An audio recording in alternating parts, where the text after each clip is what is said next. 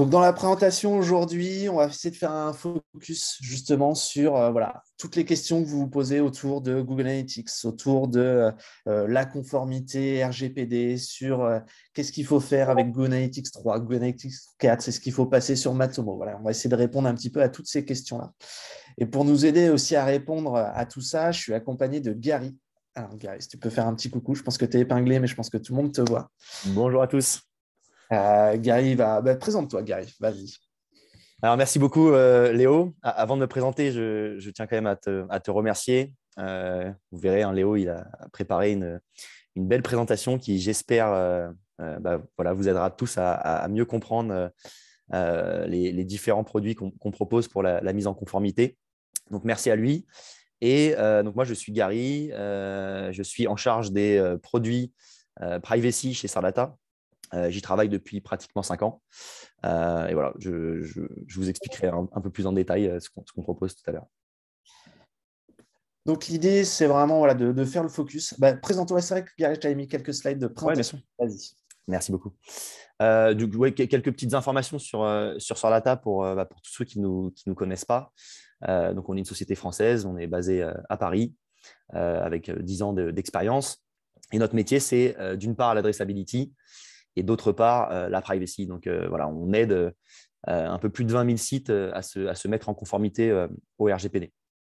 Au niveau des clients, on a tout type de clients. Je peux passer au slide prochain, ouais, super.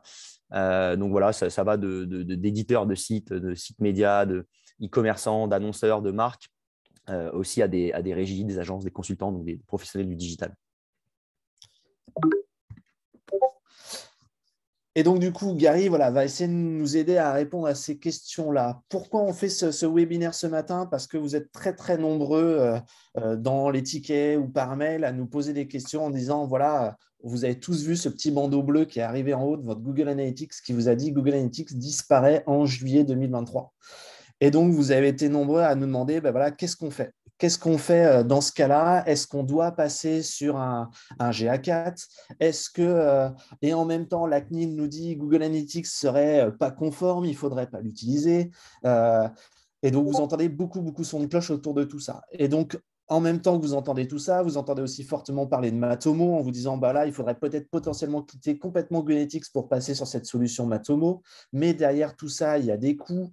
Donc, aujourd'hui, l'idée, c'est d'essayer de faire un focus un petit peu complet sur quelles sont toutes les questions qu'on a autour de tout ça, quel est le cadre légal vraiment qui s'applique aujourd'hui à Google Analytics et quelles sont les solutions. Et ça sera un peu la réponse de fin, en fait, c'est quelles sont les solutions techniques et les sélections légales qu'on peut mettre en place. Et c'est pour ça aussi que Gary répond aujourd'hui avec nous à vos questions.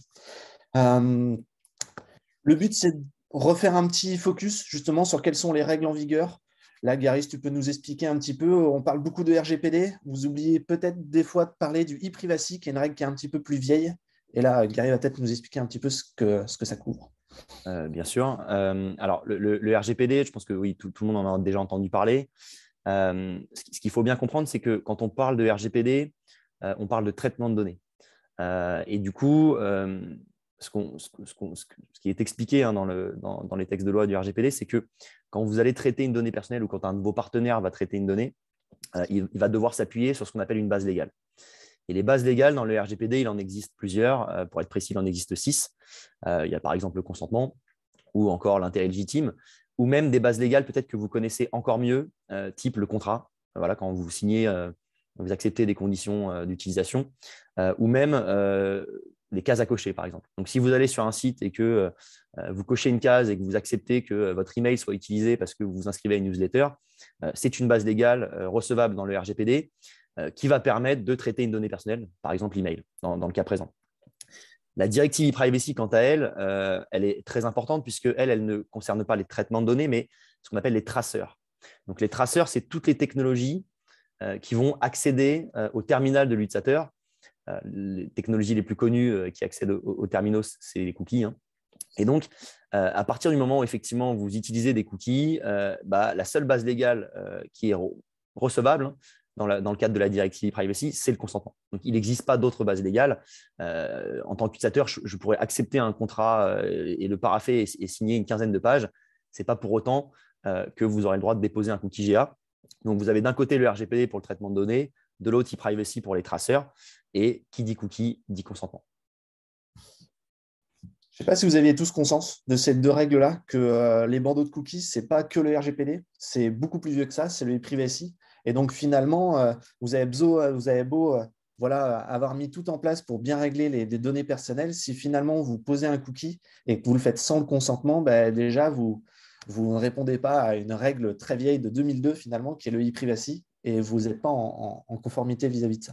Yes. Et même tous les traceurs, de manière générale, que ce soit aussi local storage, IndexedDB, les pixels images, voilà, tout ce qui accède au terminal. Après, les cookies, c'est vrai que c'est les plus connus. Exactement. Et donc, du coup, c'est là où Gary nous a aussi, nous, formé un raccourci à répondre mieux vis-à-vis de ça. C'est là où nous aussi, on vous a dit pendant longtemps, finalement, vous pouvez garder un Google Analytics sur votre site parce que si on configure bien, qu'on anonymise tout, il n'y a aucun problème. Finalement, on était plus ou moins en règle en vous disant ça avec le RGPD, mais on n'était pas du tout en raccord avec le e-privacy. Aujourd'hui, un Google Analytics dépose ce fameux cookie GA. Il fait des enregistrements de pages vues, d'événements, ça, il n'y a pas de souci. Par contre, il enregistre aussi des données personnelles.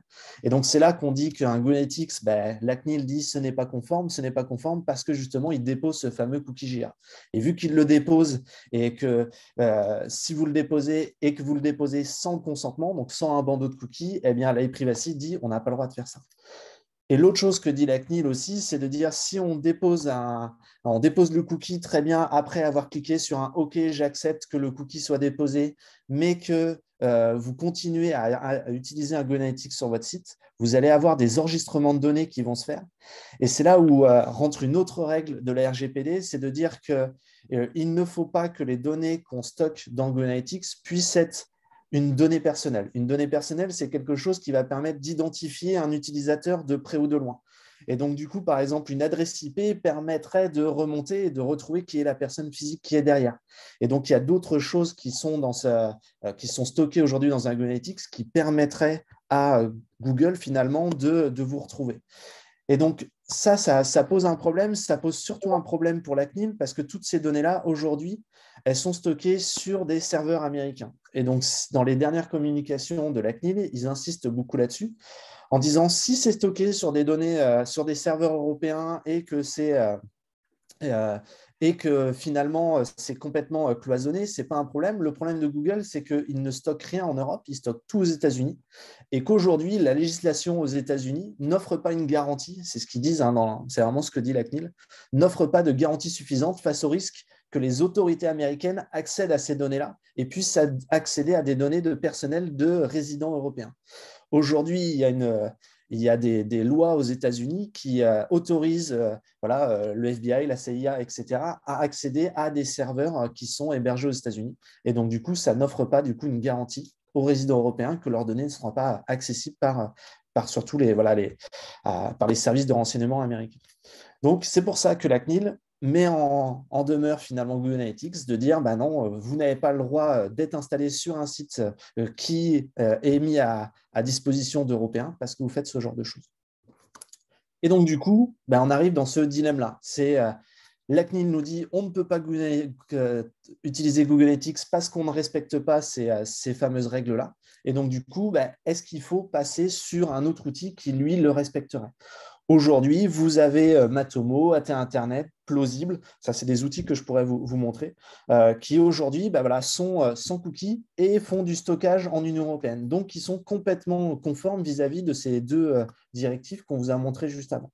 Et donc, du coup, là, tout l'enjeu de la présentation aujourd'hui, ça va être de vous donner les billes, justement pour faire ce bon choix. Est-ce que vous continuez à utiliser Google Analytics, mais on va vous montrer qu'il y a peut-être des astuces pour le rendre plus conforme, ou est-ce que vous basculez complètement sur d'autres solutions, type Matomo, etc. Une chose à prendre en compte avant de se poser cette question-là, c'est que la CNIL fait un focus très très fort sur Google Analytics, mais que Google Analytics n'est pas le seul aussi à faire ce genre de choses. Et que si vous devez avoir une réflexion globale, vous devez l'avoir aussi sur tous les traceurs que vous mettez sur votre site. Aujourd'hui, Google Analytics, 100% là, des sites qui sont chez Raccourci ou un Google Analytics, il doit y en avoir très peu qui n'en ont pas.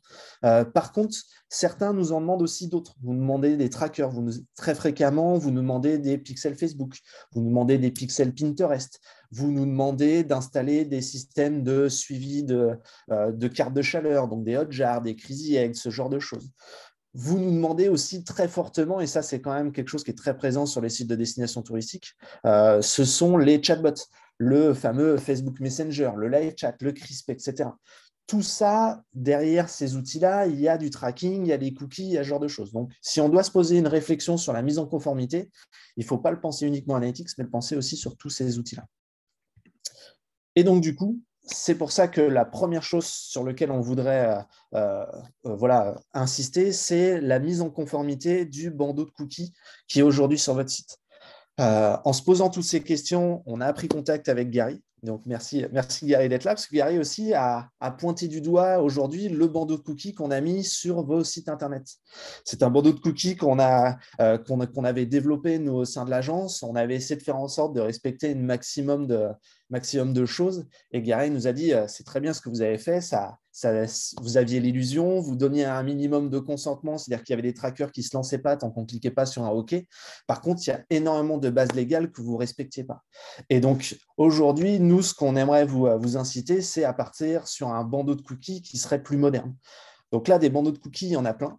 Gary va pouvoir nous expliquer surtout à quoi sert un bandeau de cookies et vous expliquer peut-être aussi pourquoi finalement notre bandeau de cookies, vous allez comprendre pourquoi notre bandeau de cookies ne respecte pas toutes les choses qu'un bandeau de cookies moderne devrait faire. Et avant que Gary commence sa présentation aussi, vous allez voir que Gary il va parler de CMP. En fait, CMP, c'est Consent Management Platform, c'est ça, Gary, si je ne me trompe pas. Tout à fait. C'est le vrai nom de bandeau de cookies. En fait, bandeau de cookies, c'est ce qu'on dit au quotidien, etc. Mais vous allez surtout entendre parler maintenant du mot CMP. Donc, une CMP, ça concerne ce fameux bandeau de cookies et toute la gestion qu'il y a autour, surtout.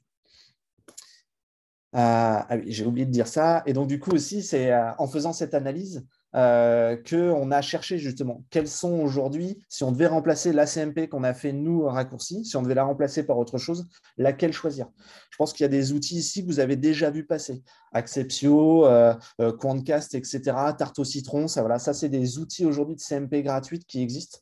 On est tombé sur cette analyse. Voilà. N'hésitez pas à aller voir ce lien-là, vous le verrez dans le replay, vous pourrez cliquer dessus si vous voulez. Il faut une analyse très précise justement de quelles sont les CMP gratuites et en quoi elles répondent à l'ensemble de tous les besoins. Au début, c'est vrai que nous, la CMP qu'on avait faite s'inspirait fortement de cet outil-là qui s'appelle Acceptio. Et en faisant l'analyse, on s'est rendu compte finalement qu'Acceptio, c'était très joli, mais il y a beaucoup de choses qu'il ne respectait pas. Et en faisant cette analyse, on s'est rendu compte qu'il y avait une CMP qui était plutôt bonne, c'est celle de Sirdata. Donc, on a pris contact avec eux. Et aujourd'hui, du coup, c'est bien parce qu'ils nous ont aussi formés à être meilleurs dans les conseils qu'on va pouvoir vous donner. Et à côté des CMP gratuites, vous avez aussi des CMP payantes qui existent. Là, je vous laisserai chercher un petit peu. Je vous ai juste mis celle-ci en focus parce que un de nos clients, qui est le CRT Bretagne, nous a demandé d'installer celle-ci récemment. Voilà. Par contre, cette CMP-là n'a pas de version gratuite. Elle est vraiment en full payant et le prix d'entrée est assez élevé et il s'adapte, etc. Donc, voilà. Il en existe d'autres. À vous de faire les recherches si vous voulez partir sur ce genre d'outil. Nous, on ne vous imposera aucun outil dans la mise en place dans vos sites. Donc, à vous de faire votre benchmark. Par contre, on va essayer de vous présenter toutes celles qui existent. Donc forcément, Gary est avec nous, donc il va nous présenter de manière un peu globale, c'est qu'est-ce que doit faire une CMP digne de ce nom, et histoire que vous puissiez vous-même faire votre comparaison quand vous allez choisir l'outil à prendre derrière. Merci Léo. Je vois qu'il y a déjà des questions dans le chat. N'hésitez pas vraiment à les poser. On n'est pas obligé de finir par une session de questions-réponses. On peut tout à fait y répondre en même temps que la présentation. Et d'ailleurs, il y a une question de Julien, et je peux y répondre dès maintenant, puisque ce slide est tout à fait approprié à cette question. C'était sur les différents cookies. Donc, effectivement, il n'y a pas que le cookie GA qui nécessite le consentement. Mais de manière générale, il faut considérer qu'il y a 3 types de cookies. Vous avez des cookies qui sont fonctionnels, qu'on peut appeler cookies techniques. Ces cookies-là, il n'y a vraiment nul besoin de les loger dans une CMP. Il n'y a même pas d'obligation de transparence. Vous pouvez les déposer. Vous pouvez les utiliser, ce qui est normal. Par exemple, quand je clique sur une catégorie d'un site, j'y atterris, c'est grâce à un cookie technique. Et encore heureux qu'il ne faut pas un consentement pour ce type de cookie-là. Le deuxième type de cookies, c'est les cookies qui sont exemptés. Donc, tout à l'heure, on parlait de solutions tiers pour remplacer Google Analytics. Effectivement, les cookies GA ne sont pas exemptés. Par contre, il existe des solutions qui ont déposé des dossiers auprès d'autorités de contrôle, et notamment la CNIL en France, et qui ont reçu une exemption. Et donc, pour ces cookies-là, on ne peut pas considérer que ce soit des cookies techniques ou fonctionnels, mais c'est des cookies qui sont exemptés, c'est-à-dire qu'ils ne nécessitent pas le consentement. Et enfin, le troisième type de cookies, c'est tous les autres cookies, donc 99% des cookies. Et donc là, c'est des cookies qui sont soumis à la directive privacy, donc soumis au consentement. Donc voilà, donc on a vu tout à l'heure effectivement la différence entre l'utilisation des traceurs et le traitement des données personnelles, donc entre e-privacy et le RGPD. Et là, l'idée, c'est de faire un petit focus sur la CMP, puisque le sujet général reste l'analytics, et notamment Google Analytics. Mais quand on aborde des sujets de conformité, il faut toujours les aborder de manière globale. Je vais vous expliquer comment on peut aujourd'hui maintenir le service GA et en restant conforme. Mais dans tous les cas, étant donné que le cookie GA est soumis au consentement, quand vous allez utiliser GA, il va falloir justifier que le consentement que vous collectez est parfaitement valide. Et c'est pour ça qu'on commence par ce sujet CMP, Consent Management Platform. Grosso modo, les indispensables pour la CMP, c'est qu'une CMP, c'est un petit peu comme une voiture. Pourquoi? Parce que c'est un grand pas vers la conformité de mettre une CMP, mais ce n'est pas le fait de mettre une CMP qui va vous rendre conforme. Une CMP, ça va réaliser deux actions. La première action, c'est que ça va collecter le choix en matière de vie privée de l'utilisateur, notamment collecter son consentement. Et la deuxième action qui est automatisée par la CMP, c'est qu'elle va transmettre le signal de choix dans le chargement des pages du site. Donc, en fait, à chaque fois que l'utilisateur va arriver sur un site, il va soit voir la CMP, soit dans le chargement de la page, il y aura déjà un choix qui a été fait auparavant et on va charger un cookie technique qui va contenir son signal de choix et ça sert à ça. Donc, pourquoi je dis que c'est comme une voiture? C'est que quand vous achetez une voiture, vous pouvez rouler tranquillement sur l'autoroute, comme vous pouvez rouler bien au-dessus de la vitesse. Une CMP, potentiellement, vous pouvez l'utiliser et ne pas être conforme, et en tout cas ne pas avoir un site conforme, puisque au même moment que vous posez la question, vous déposez un cookie GA, ce genre de choses. Donc, on verra comment faire pour à la fois utiliser une CMP, mais en plus bien la paramétrer pour collecter un consentement valide d'une part et d'autre part, respecter les différents prérequis. Chez Sordata, le gros point positif, c'est qu'on est la seule CMP sur le marché à garantir la validité du consentement. Ça revient au même, les slides, il n'y a pas de souci, Léo. Mais en gros, par défaut, les textes qu'on pousse dans la CMP ont été soumis aux différentes autorités. Et on vous laisse très peu de choix sur ces textes-là. Ils sont forcés et c'est standardisé. On vous laisse la possibilité de modifier le titre et de rajouter du texte. Mais tout le texte que vous voyez ici, chaque mot, chaque virgule, chaque phrase va permettre de garantir que le consentement est bien valide dans le cadre du RGPD. Et c'est très, très important. Donc là, tu peux passer à la slide suivante. Je m'explique. Le consentement, pour qu'il soit valide, il faut qu'il respecte 4 caractères, qui sont les caractères du consentement dans le RGPD. Ces caractères-là sont les caractères libres, éclairés, univoques et spécifiques. Je vais dire un tout petit mot sur chaque caractère. L'idée n'est pas passer trop de temps là-dessus, mais c'est pour que vous puissiez comprendre ce que ça veut dire. Notamment, le consentement dans le RGPD doit être libre. Par exemple, l'utilisateur doit pouvoir modifier son choix à tout moment. Si vous ne permettez pas sur votre site de revenir en arrière une fois qu'il y a un choix qui a été fait, le consentement ne sera pas valide puisqu'il ne sera pas libre. Si vous ne proposez pas ce qu'on appelle une mécanique de refus, ce que vous voyez en haut à droite, le continue sans accepter, cette mécanique de refus, elle n'est pas obligatoire partout, mais elle est obligatoire en France depuis le 1er avril 2021. Et si vous ne la proposez pas à un utilisateur français, le consentement ne sera pas considéré comme libre. Le caractère éclairé, quant à lui, c'est toutes les informations qui vont être disponibles et qui vont être fournies à l'utilisateur avant qu'il puisse interagir et faire un choix. Donc là, on parle vraiment du texte. Il y a plein de recommandations, notamment des recommandations de la CNIL. Par exemple, le fait d'afficher un lien avec la liste des partenaires en un clic, ce n'est pas optionnel, c'est obligatoire. Le fait de définir le périmètre d'application du consentement, le fait de définir toutes les finalités dès le premier écran, le fait d'expliquer à l'utilisateur comment il fait pour s'opposer, le fait de lui expliquer comment il fait pour changer d'avis. Bref, toutes ces informations-là, ce n'est pas optionnel, même la durée pour laquelle il va faire un choix. Tout ça, c'est des informations qui doivent être disposées à l'utilisateur et surtout qui doivent être fournies dès le premier écran de la CMP. Le caractère univoque, c'est le plus simple à comprendre, mais c'est ce qui a vraiment fait la différence dans la mise en place du RGPD en mai 2018. En gros, ça signifie qu'il n'y a plus d'interprétation possible. Vous avez tous connu, je pense, les anciens bandeaux qu'on appelait bandeaux cookies ou bandeaux d'information, où en gros, on vous expliquait que ce site utilise des cookies, mais si vous poursuivez votre navigation, vous acceptez. Ça, dans le RGPD, ça n'existe plus. Univoque, ça veut dire qu'il n'y a plus d'interprétation, c'est-à-dire que l'état de base, c'est le refus. Tant que l'utilisateur n'a pas accepté toute interprétation, que ce soit un clic, un scroll, n'importe quoi, si vous l'interprétez comme un consentement, ça ne sera pas valide.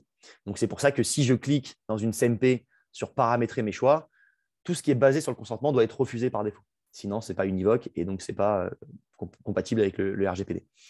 Et enfin, le dernier caractère, c'est le plus compliqué, mais c'est le caractère spécifique. Et ça signifie que quand vous êtes en tant qu'utilisateur sur un site et que vous acceptez uniquement le contenu de la CMP, à savoir des finalités de traitement et des sociétés. Ce n'est pas parce que je dis OK sur un site que n'importe quelle société sur Terre peut exercer un traitement. Mon choix se limite vraiment à ce qu'il y a dans la CMP. Et là, si tu veux bien changer de slide, Léo, je vais essayer de l'expliquer le plus simplement possible. Mais aujourd'hui, la CMP que vous utilisez, par exemple, elle n'est pas compatible avec le standard technique européen qui s'appelle TCF. Donc, TCF, ça veut dire Transparency and Consent Framework. C'est un standard qui a été développé par l'IAB Europe. Et c'est un standard qui permet à toutes les CMP et à tous les sites de parler le même langage. Je m'explique. D'un côté, vous avez des sociétés de la tech, par exemple Google, Criteo, Sordata, qui vont s'inscrire dans un framework et qui vont recevoir un identifiant de société, de ce qu'on appelle vendeur. Et de l'autre côté, vous avez des publishers qui vont, eux, utiliser une CMP et ils vont simplement déclarer dans leur CMP qu'ils travaillent avec Criteo, avec Sordata, avec Google, etc. Quand ils vont le déclarer, automatiquement dans leur CMP, ça va afficher ces entreprises-là avec les bonnes finalités de traitement, les bases légales qu'eux-mêmes ont déclarées quand ils se sont inscrits en tant que vendeurs. Et en fait, tout va être automatisé. Et l'utilisateur, quand il va faire un choix sur un site, ça va générer un cookie qui s'appelle le cookie EU Consent. Et dans ce cookie-là, n'importe qui, à n'importe quel moment, pourra savoir quelles sont les finalités qui ont été acceptées avec des identifiants par finalité et quels sont les vendeurs qui ont été acceptés avec des identifiants pour les vendeurs. Par exemple, nous, Sordata, on est la société 53. Google, c'est la société 755. Donc voilà, tout est vraiment normalisé. Et c'est très, très important, si vous faites le choix d'une CMP, de choisir une CMP qui soit compatible avec ce standard parce que ce n'est pas une obligation, mais c'est ce qui va permettre derrière de vraiment optimiser la CMP et de surtout vous faciliter la vie dans absolument toutes les activités digitales. Tu peux changer de slide. Très rapidement, peut-être qu'on aura le temps, Léo, tout à l'heure, de faire un petit tour sur le portail, peut-être. Hein.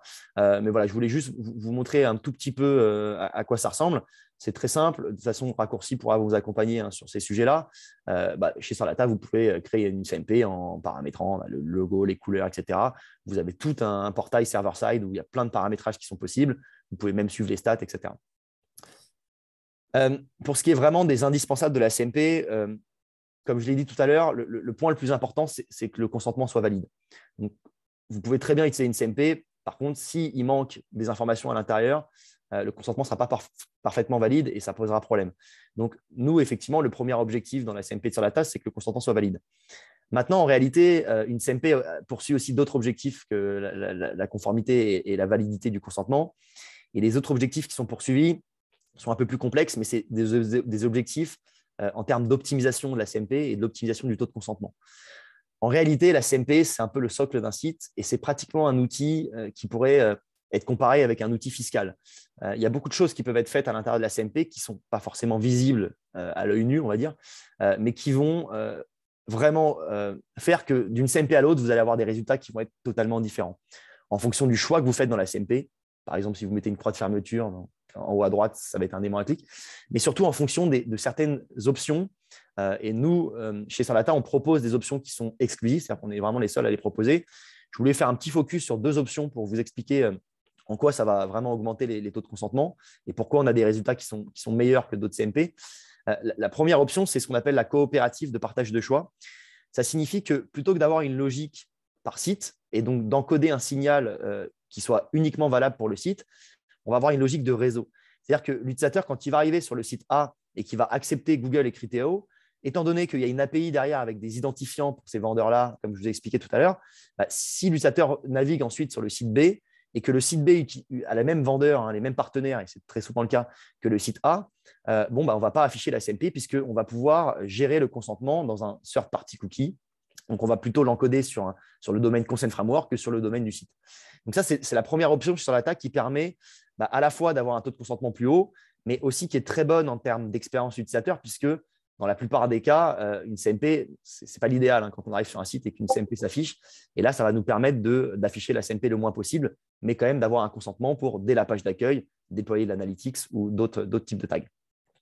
J'insiste là-dessus, juste Gary, c'est du coup ce côté coopératif, on va l'avoir si la majorité, par exemple, des clients raccourcis passent sur la CMP Sirdata.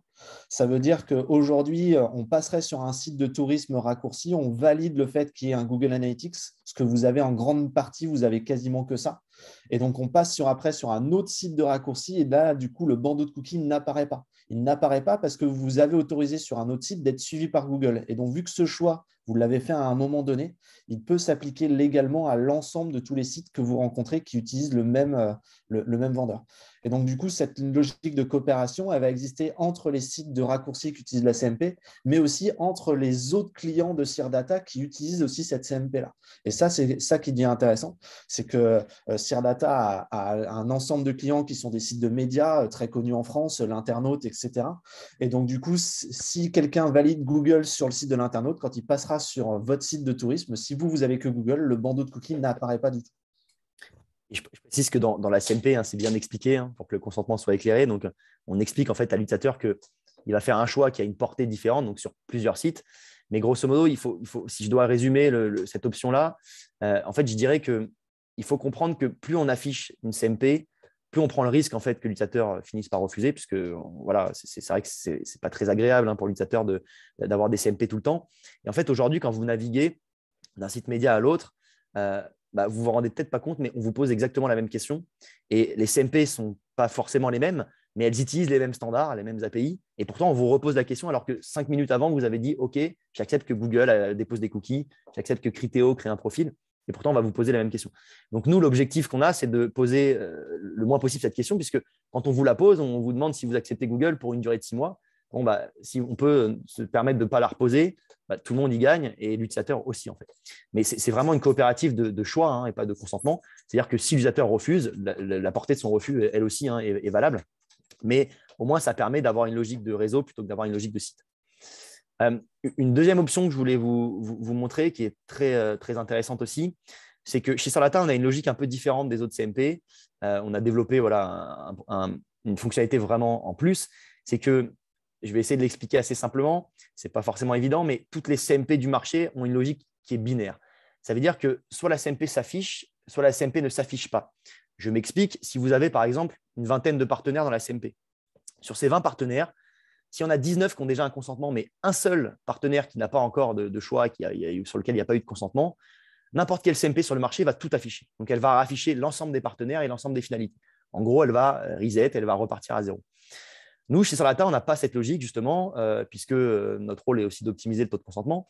Et on va permettre, en fait, on va ne pas remettre en jeu les consentements qui sont existants.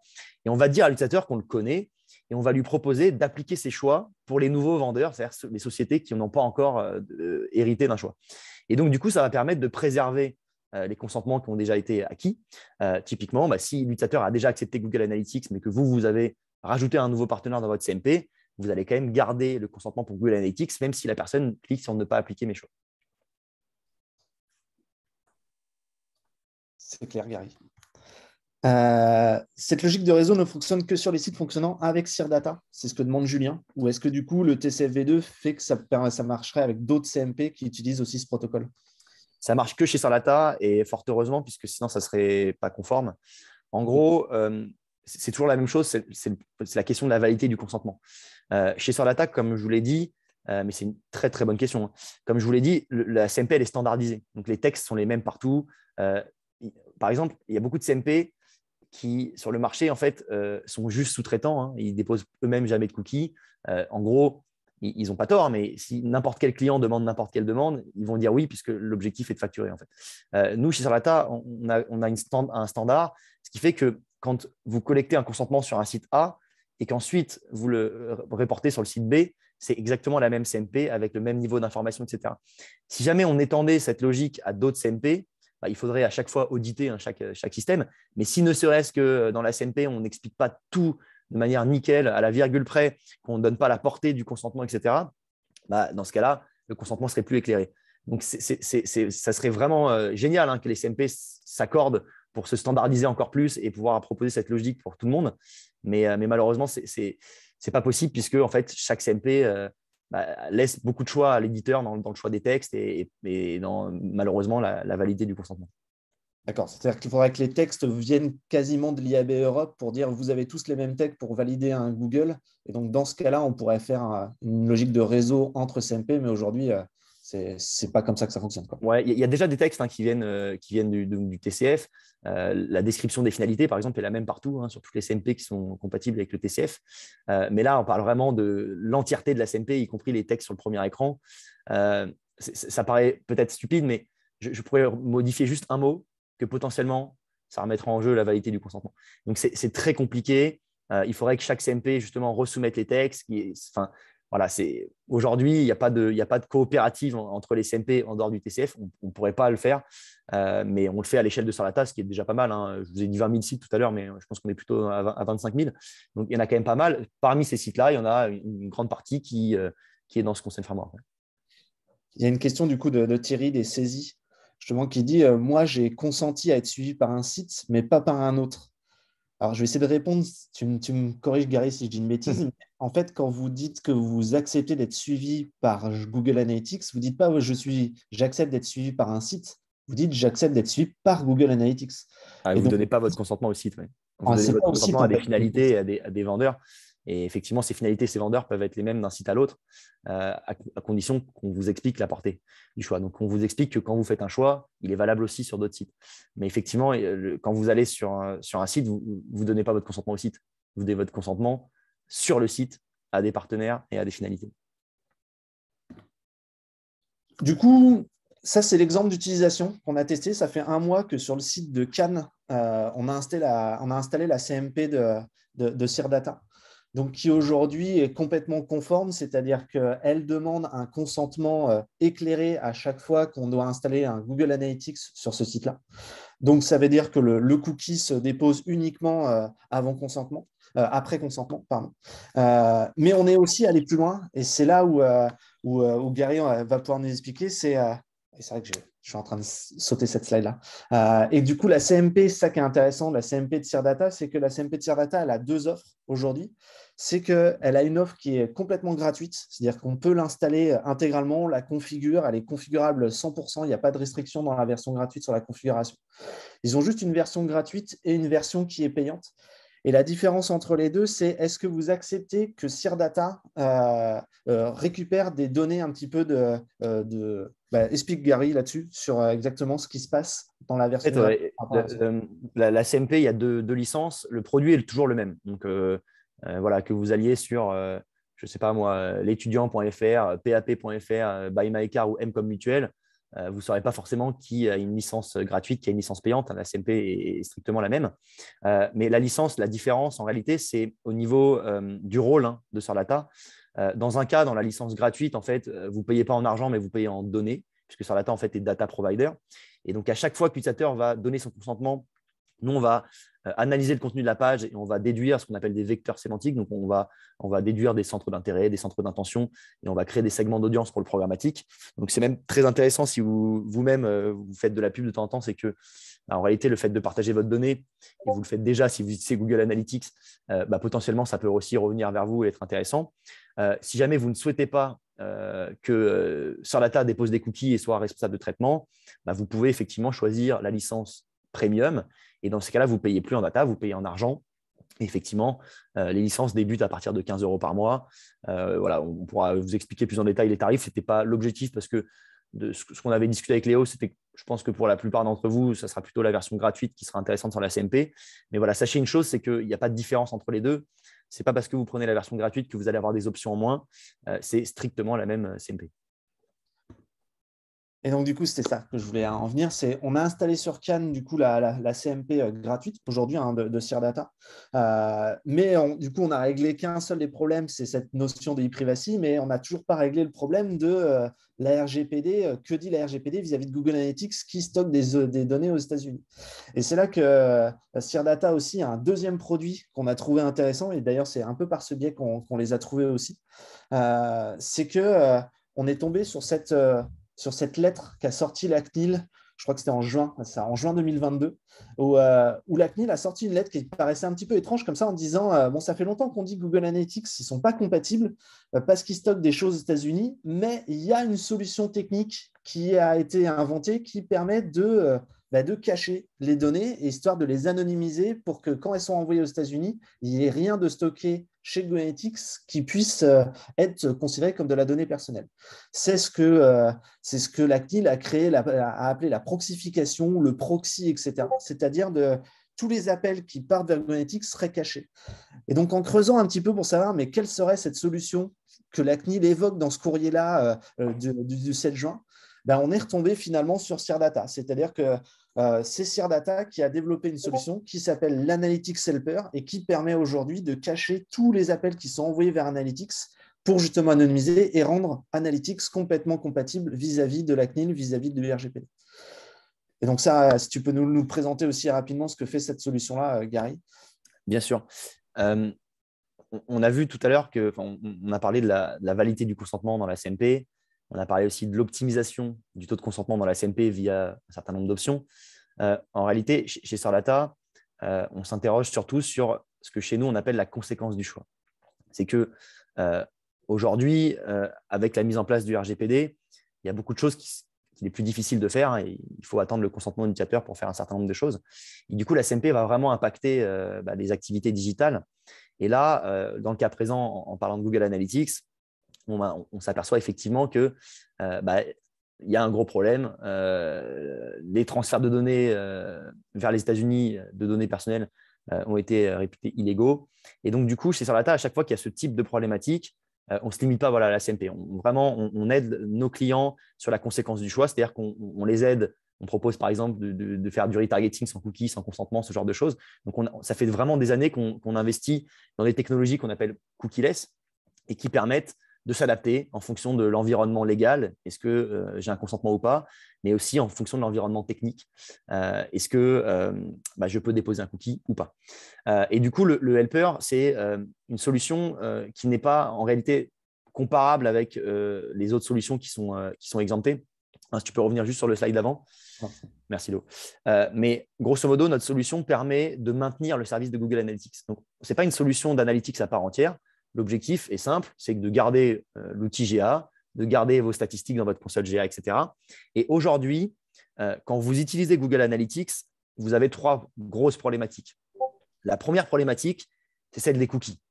C'est que, comme on l'a vu tout à l'heure, le cookie GA, il n'est ni fonctionnel ni exempté. Donc, il est soumis au consentement.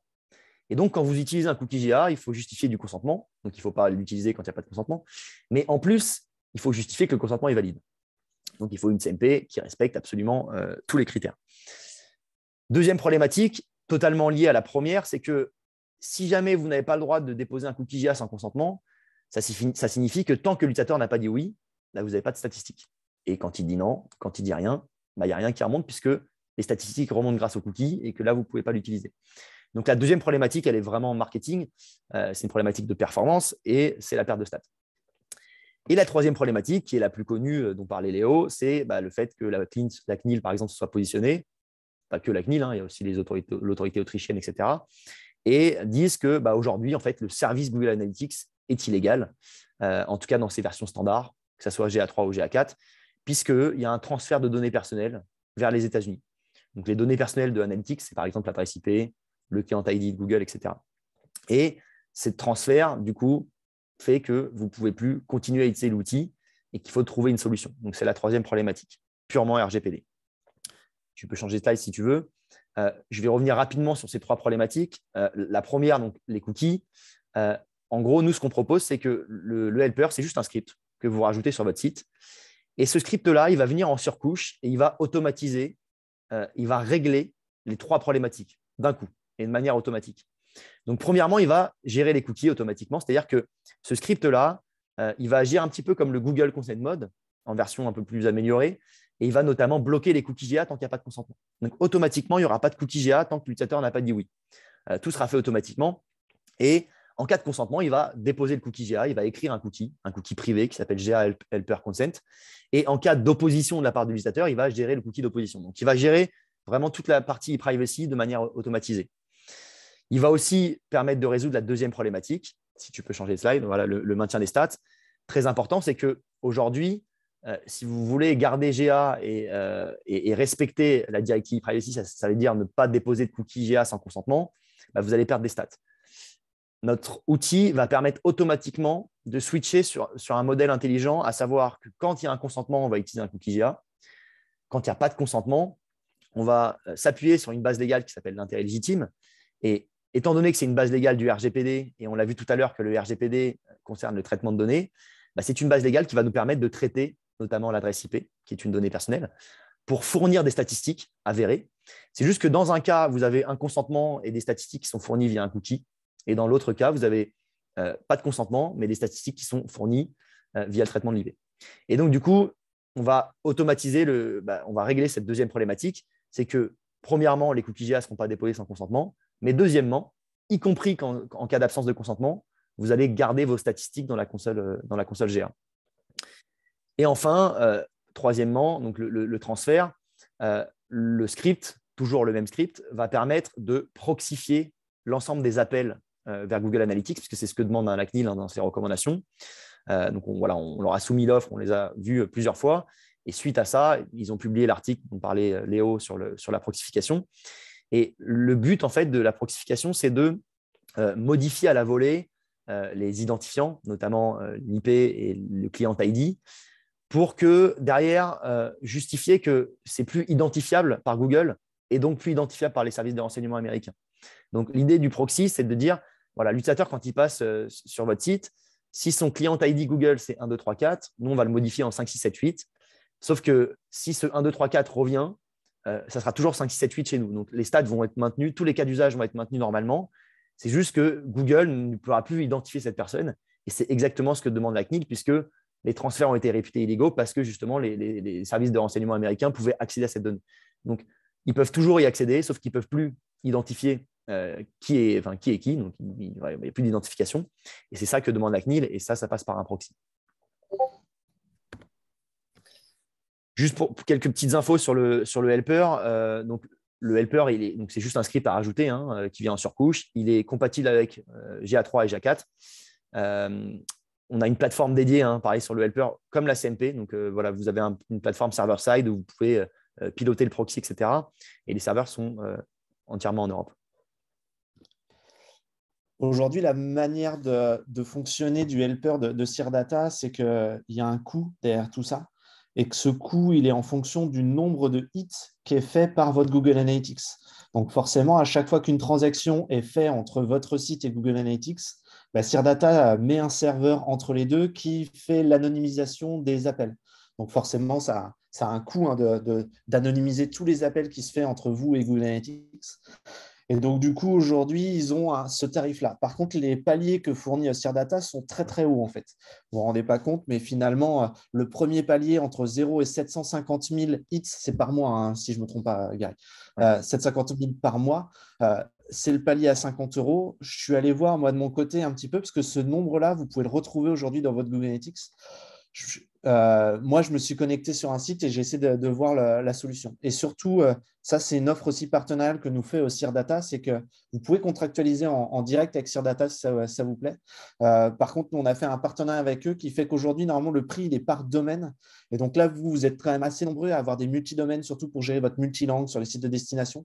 Et donc, CIRData nous permet de faire en sorte que ce prix-là soit unique pour l'ensemble de toutes les langues de votre site et tous les domaines de votre site. Donc, par entreprise, entreprise plutôt que par domaine, effectivement, ça limite les surcoûts parce que si vous avez, par exemple, 3 ou 4 domaines et certains domaines qui sont petits, le palier, il commence à 0. Donc, c'est embêtant dans le sens où même un petit site va coûter 50 €. Alors que peut-être que les 4 sites cumulés n'atteindront pas 750 000 hits et du coup, les 4 sites resteront sur le palier 1. Et dans ce cas-là, le prix par site, effectivement, est beaucoup plus attractif. Exactement. Et donc, Mais du coup, effectivement, c'est bien par mois, hein, pour répondre à la question. Et c'est effectivement, quand on parle de hit, grosso modo, c'est les événements traqués dans GA. Voilà, donc je te laisse expliquer, Léo. ouais, voilà, si vous allez là, moi je suis allé sur un site clairement qui est qui est dans la moyenne des sites de destination qu'on a à l'agence, le site de Nancy. Et donc, si vous allez voilà, dans votre GA3 actuellement et que vous allez dans comportement, événements, vue d'ensemble, vous avez ce chiffre-là qui apparaît. Et donc là, par exemple, je me suis mis vraiment sur le mois d'août, donc qui est le plus gros mois qu'on a sur les sites de destination touristique. Et donc là, on voit que même sur un très gros mois, le site de Nancy a à peine dépassé euh, les 300, les 350 événements. On est vraiment en dessous. Donc, imaginez que le palier de Sear Data, il est à 750. Donc, normalement, le palier à 50 euros sera celui qui sera appliqué sur la majorité des sites. Il y aura peut-être 2-3 exceptions, mais dans l'ensemble, vous resterez tous sous ce palier-là. Et après, le deuxième palier, il monte vraiment plus haut. Après, tu montes à 2 millions sur le deuxième. Donc, si c'est dépassé, il y a encore une marge assez grande avant de dépasser le troisième, quoi. Exactement. Et en plus, ce nombre d'événements est vraiment lié au plan de marquage que nous, on met dans le site. Et aujourd'hui, nous, on mesure énormément de clics. On mesure tous les clics, etc. Donc là, en parallèle aussi avec la mise en place de cette solution-là, on va essayer de faire une petite cure d'amaigrissement à notre plan de marquage pour réduire le nombre d'événements aujourd'hui qu'on envoie. Je pense qu'on en envoie beaucoup plus que vous utilisez vraiment. Et donc, du coup, on va essayer de réduire aussi le nombre d'événements qu'on envoie pour que vous puissiez rester dans des GA4 est un peu plus, consomme un peu plus, hein, que GA3. Il y a souvent plus d'événements et donc plus de hits, puisqu'en fait, il faut comprendre un truc, c'est que c'est pas une page vue, par exemple, ne signifie pas forcément un hit.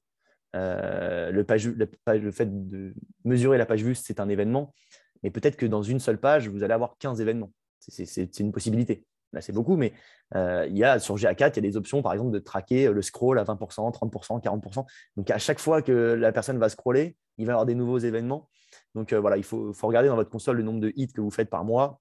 Peut-être que dans certains cas, effectivement, Léo, il peut y avoir un travail d'optimisation s'il y a des hits qui sont un peu inutiles. Mais nous, derrière, en fait, à chaque fois qu'il y a un hit, ça passe par notre serveur, c'est proxifié. Et donc, c'est comme ça qu'on facture, puisque c'est le seul moyen de facturer. C'est ce qui nous coûte de l'argent, c'est le passage sur le serveur. Donc, c'est le hit. Exactement.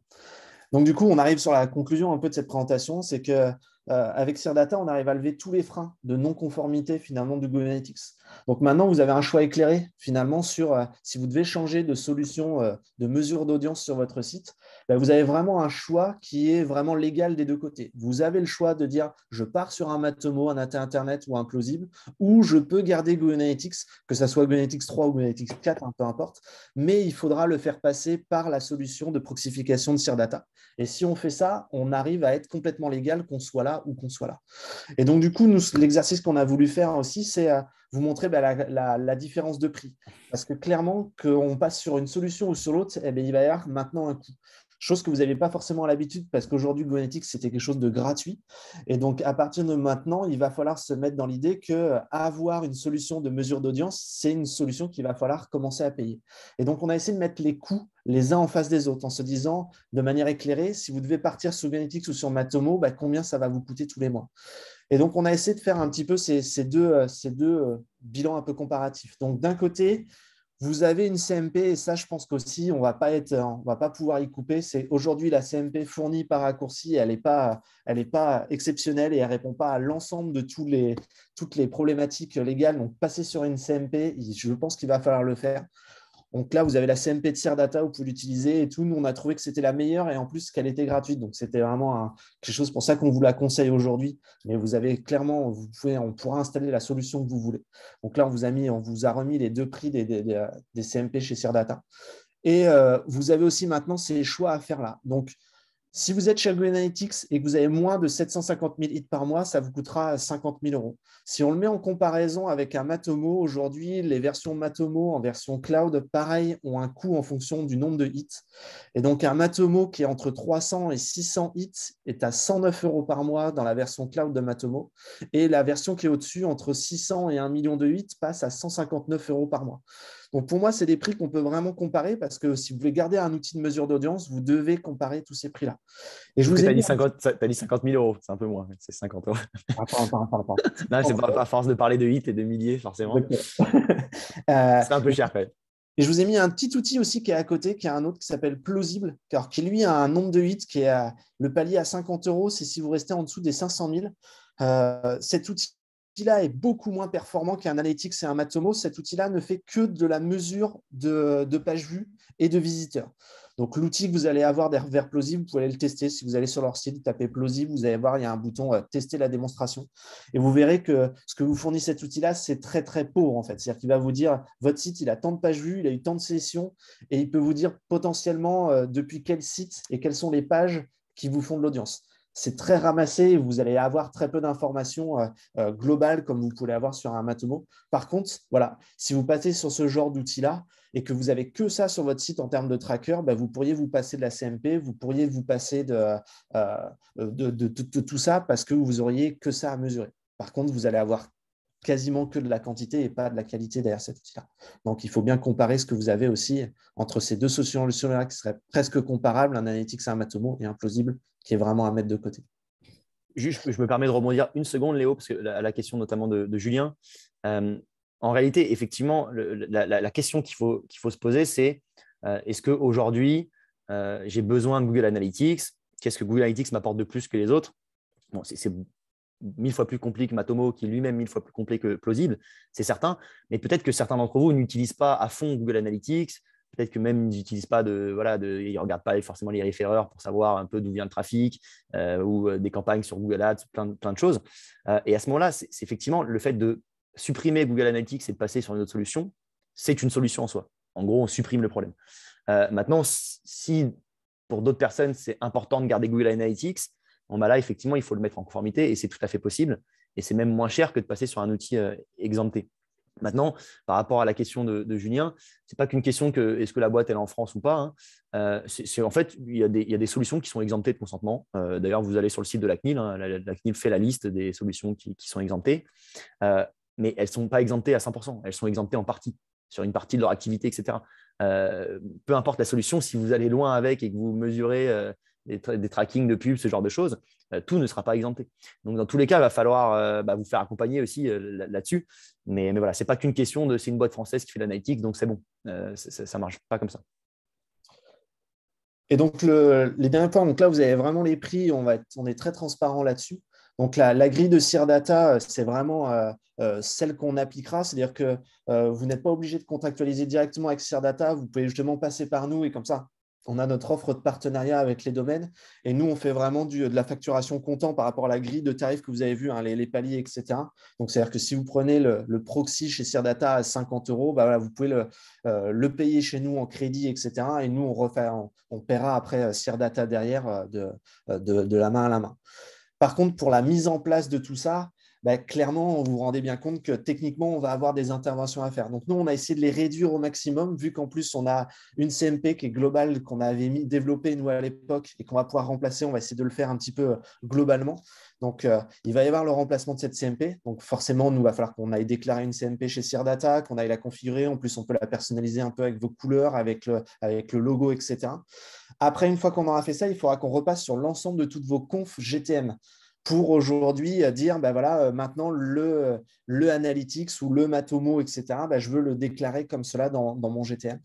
Et après, si vous voulez aussi utiliser la solution de Proxy Helper, ben nous, il va falloir qu'on aille configurer le Proxy Helper. Donc, l'objectif, c'était de vous faire un peu un package de tout ça et de dire que si vous voulez vous mettre en conformité totale avec l'ACMP, avec Google Analytics, nous, on voulait vous mettre à disposition ça. Donc, c'est vraiment des paliers parce que vous n'êtes pas obligé d'aller jusqu'au bout. Vous pouvez vous arrêter à une des étapes. Si vous n'utilisez pas Google Analytics, vous n'avez pas besoin du helper, etc. Vous n'êtes pas obligé aussi de prendre la CMP de Sear Data, c'est-à-dire qu'on pourrait installer le helper sur votre Google Analytics, mais avec une autre CMP. Donc là, c'est le genre de choses aussi qu'on peut faire. Nous, l'objectif, c'est si vous partez sur un package un petit peu complet, voilà, ça, c'est les prix qu'on appliquerait. La seule contrainte, mais ça concerne très peu de clients, c'est que si vous avez fait un GTM très customisé parce que vous avez une agence SEO qui l'a énormément customisé, on ne pourra pas appliquer ces prix-là parce que là, il nous faudra beaucoup plus de temps pour le mettre en conformité. Et donc, nous, ce package-là s'applique vraiment sur ceux qui aujourd'hui ont qu'un Google Analytics et un Facebook Pixel, par exemple, et un système de chat. Voilà, qu'on ces trois balises-là, bah là, nous, on pourra appliquer ce tarif de 10 crédits. Si vous commencez à avoir mis énormément de balises complexes, là, nous, on ne pourra pas appliquer ce tarif-là. Et toute cette configuration, ça peut être fait par raccourci, mais ça peut être fait aussi directement par Sirdata. Et Sirdata peut aussi vous faire un accompagnement plus global sur l'ensemble de tous vos sites, sur vous faire un audit en termes de RGPD, de e-privacy, etc. Donc, vous pouvez contacter Gary aussi en direct et il pourra vous aider aussi dans la conformité plus globale de sites, peut-être de sites qui ne sont pas réalisés d'ailleurs par raccourci. Vous avez peut-être d'autres sites aujourd'hui qui sont faits par d'autres agences. Et si vous voulez de l'aide de par Sirdata, ils pourront vous aider là-dessus. Yes. Effectivement, chaque prix qui est indiqué dans ce slide-là, ça dépend. Hein. Voilà, en général, ce qu'on fait, c'est qu'une fois qu'on a ouvert un GTM, on estime la quantité de travail. Donc, ça peut être moins que ce qui est annoncé, comme ça peut être plus, hein, ça dépend. Mais effectivement, bien garder en tête que la CMP permet de collecter un consentement. Derrière, si vous avez des balises qui sont appelées dans le GTM ou des tags en dur, il faut faire ce qu'on appelle un conditionnement, c'est-à-dire qu'il faut relier les balises à votre CMP pour justement, quand vous posez la question à l'utilisateur, s'il donne son consentement ou pas à telle ou telle activité, ne pas déployer des activités en même temps. Et après, voilà, on propose tout type de prestations donc, techniques, notamment même des audits, hein, si vous voulez mesurer vraiment la conformité de votre site, en sachant que si vous utilisez la CMP sur la tâche, cet audit est encore plus automatisé, donc elle est moins chère. Donc voilà, n'hésitez pas à nous solliciter, que ce soit côté raccourci ou sur la tâche, si vous voulez un accompagnement plus global que la simple mise en place de la CMP, quoi. Je vais répondre aux questions en attendant. Je vous mets le contact de Gary si vous voulez déjà le noter, etc. Merci. On a fini la présentation. Je vais essayer de répondre aux questions rapidement, ce qu'on est en train de dépasser. Donc, aujourd'hui, voilà, il y a une question des saisies de Thierry qui dit: le seul intérêt de GA est de conserver l'historique de fréquentation, mais GA s'arrête en GA3. Est-ce utile de passer par le proxy? Nous, c'est quelque chose qu'on préconise, et là, vous êtes déjà beaucoup à l'avoir fait, c'est on a installé en parallèle sur votre site un GA3 et un GA4. On a installé les deux et on commence déjà à enregistrer des choses dans un GA4. Donc ça, si vous voulez nous le demander, on peut vous le faire dès maintenant et facilement. Comme ça, vous commencez déjà à avoir de l'historique dans un GA4. Et comme ça, quand en juillet, GA3 s'arrête, vous avez déjà au moins 6-8 mois d'historique à mettre dans votre site. Donc ça, on peut le faire dès maintenant. Et surtout, si on installe un GA4 et qu'on en profite pour le faire sur votre site, autant le proxifier justement pour être en conformité. Parce que si on installe un GA4 sans le proxifier, on se rend compte, et c'est ce que vient de nous expliquer Gary, qu'on ne l'était pas tout à fait. Mais Arnaud le vous proxy, c'est répond. encore un peu différent dans la question du coup. C'est que ce soit GA3 ou GA4, le sujet est le même. Hein. C'est juste qu'effectivement, GA3 est amené à disparaître. Mais grosso modo, dans les deux cas, il y a des transferts de données. Et le proxy sert à non seulement, effectivement, le helper sert à maintenir les statistiques en cas d'absence de consentement, et il lance le proxy pour être conforme à ce que demande la CNIL. Mais que ce soit GA3 ou GA4, ça revient au même. C'est juste un outil qui permet de maintenir GA dans le cadre légal. Il y a Arnaud. Arnaud, tu t'affirmes aussi qu'on ne peut pas transférer de données de GA3 à GA4. C'est vrai qu'on ne l'a pas fait. J'ai cru voir des articles hier qui en parlaient. Alors, je ne sais pas si Gary, toi, tu sais si on peut faire ça, faire du transfert de données de GA3 vers GA4. Je pourrais me renseigner auprès de mes équipes, mais non, j'ai cru voir des gens qui avaient réussi à le faire hier soir sur des articles de blog. Peut-être que dans le chat, quelqu'un le saura. Je ne l'ai jamais tenté, donc je ne sais pas trop. Peut-être qu'Arnaud a potassé le sujet et peut-être bien au fait. Non, mais je pense à mes équipes, peut-être que quelqu'un pourra répondre dans le chat, quelqu'un qui est plus spécialisé sur le sujet. Dans le chat, les gens répondent aussi à la question de 10 crédits. Ouais, 10 crédits, c'est 100 € chez Raccourci. C'est comme ça que ça fonctionne. On va vous envoyer un petit sondage aussi sur qu'est-ce que vous pensez faire aujourd'hui? Est-ce que vous pensez justement garder GA avec un proxy? Est-ce que vous pensez passer sur Matomo, passer sur Plausible, passer sur un autre outil? En tout cas, nous, voilà, l'objectif aujourd'hui de la présentation, c'était de vous montrer qu'il est possible de garder GA. Nous, on n'a pas de part chez Google, hein, donc si vous voulez quitter et passer chez Bateau, il n'y a aucun souci. Par contre, c'est bien de vous rendre compte que toutes ces solutions-là ont un coût et qu'aujourd'hui, nous, on considère que finalement, garder un GA, mais avec la solution de Sirdata, vous coûterait moins cher que de passer sur un Matomo. Donc après, à vous de faire le choix éclairé. Si vous voulez absolument rester passer sur Matomo, parce que vous dites, nous, on sent que l'avenir, il est là et on veut y passer, on est prêt à payer plus cher, aucun souci. Nous, Raccourci, on vous installera le script Matomo sur votre site. Par contre, pensez bien que passer juste Matomo, c'est pas forcément… il n'y a pas que ça à penser. C'est-à-dire que vous avez aussi des pixels Facebook, vous avez ce genre de choses. Donc, il ne faudra pas aussi couper le fait de mettre quand même une CMP sur votre site pour accepter tous ces consentements-là. Et pour répondre encore à la dernière question, cookie GA égale consentement. Il n'y a aucune forme de GA qui est exemptée. Maintenant, si vous avez vraiment des cas très particuliers, des cas d'usage, n'hésitez pas à me contacter. Hein, vous pouvez nous les soumettre et nous, on vous expliquera comment comment on peut vous accompagner, qu'est-ce qui peut être fait, qu'est-ce qui ne pourra pas être fait. Mais voilà, n'hésitez pas. Voilà. Et moi, après, voilà. Donc, si vous êtes client raccourci, que vous voulez contacter, voilà, n'hésitez pas à contacter notre support, le numéro de téléphone. Vous connaissez un petit peu tous les moyens de contact, le ticket. Voilà, si vous voulez passer sur ce genre de choses, sollicitez-nous. Et nous, on reviendra vers vous. On est en train d'essayer d'uniformiser un petit peu tout ça pour vous passer très rapidement sur ce type de solution. Faites vos recherches aussi de votre côté. Voilà, nous, on a identifié Cerdata comme étant un très bon partenaire pour pouvoir mettre en conformité tout ça. Il en existe peut-être d'autres, j'en ai pas trouvé, hein, mais il en existe peut-être d'autres. N'hésitez pas à faire votre recherche aussi de votre côté. Voilà, on arrive au bout de la présentation. On a tenu l'heure, Gary. Donc, merci beaucoup. 3 minutes de retard. 3 minutes de retard. Toute cette présentation sera mise à disposition sur la Raccourci Family. Elle sera aussi disponible. Alors, peut-être on vous l'enverra par mail. On va peut-être la mettre un peu plus globalement. Voilà. Et en tout cas, merci beaucoup pour votre écoute. On espère que tout ça a été clair pour vous, que c'est quand même assez complexe et velu. Donc, merci beaucoup, Gary, de nous avoir aidés. Merci mille fois, Léo. Surtout, merci pour ton invitation. Voilà.